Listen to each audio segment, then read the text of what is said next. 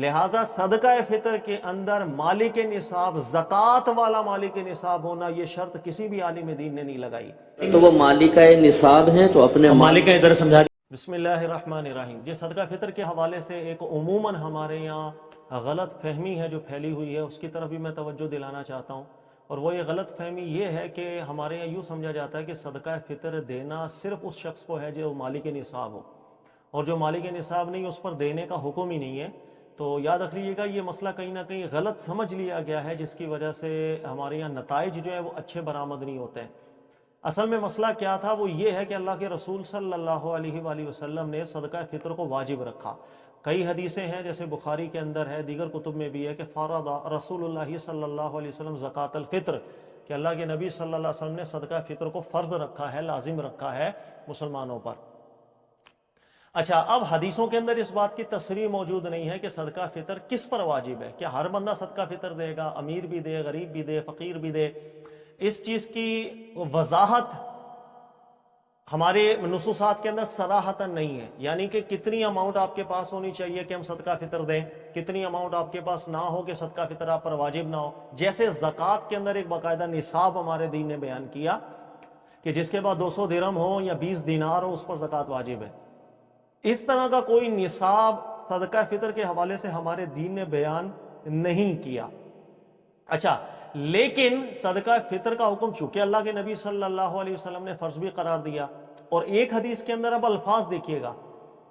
اللہ کے نبی صلی اللہ علیہ وسلم، یہ بخاری کی روایت اور مسلم کی روایت ہے کہ اللہ کے نبی علیہ السلام نے صدقہ فطر کو لازم رکھا ہے علی العبد والحر، غلام پر بھی، آزاد پر بھی، والذکر والانثی، مرد پر بھی، عورت پر بھی، والصغیر والکبیر، چھوٹے پر بھی، بڑے پر بھی، من المسلمین، مسلمانوں کے جتنے بھی چھوٹے ہیں، بڑے ہیں، مرد ہے، عورت ہے، آزاد ہے، غلام ہے، سب پر صدقہ فطر کو اللہ کے نبی صلی اللہ علیہ وسلم نے لازم رکھا۔ اچھا، اب اس ایک حدیث کے اندر چونکہ عموم پیدا ہو گیا نا، اس یہ عموم تقاضا کر رہا ہے جیسے ہر ایک مسلمان کے اوپر صدقہ فطر دینا ضروری ہے، چاہے امیر ہو چاہے غریب ہو۔ لیکن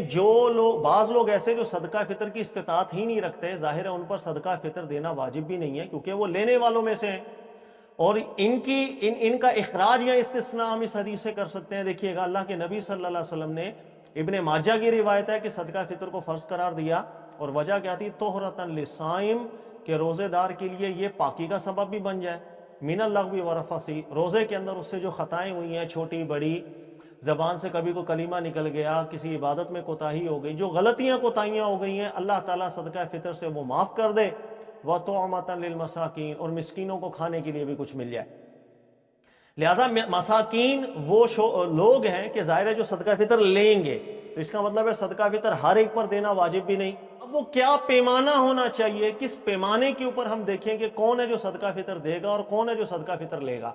اب اس کا کوئی پیمانہ، جیسے زکوٰۃ کے اندر ایک نصاب کا پیمانہ ہمارے دین نے، اللہ کے رسول پاک صلی اللہ علیہ وسلم نے بیان فرمایا،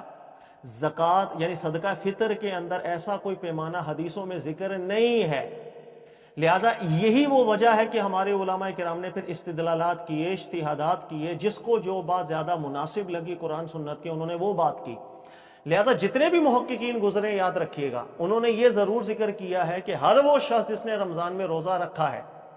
اور وہ صدقہ فطر دینے کی گنجائش رکھتا ہے، چاہے وہ امیر نہ ہو، چاہے وہ غنی نہ ہو، چاہے وہ زکوٰۃ والے نصاب تک نہ پہنچتا ہو، لیکن وہ صدقہ فطر دے گا۔ مثال کے طور پر جیسے حدیث دیکھیے گا، اللہ کے نبی علیہ السلام نے فرمایا، صدقہ فطر کو فرض رکھا طہرۃ للصائم،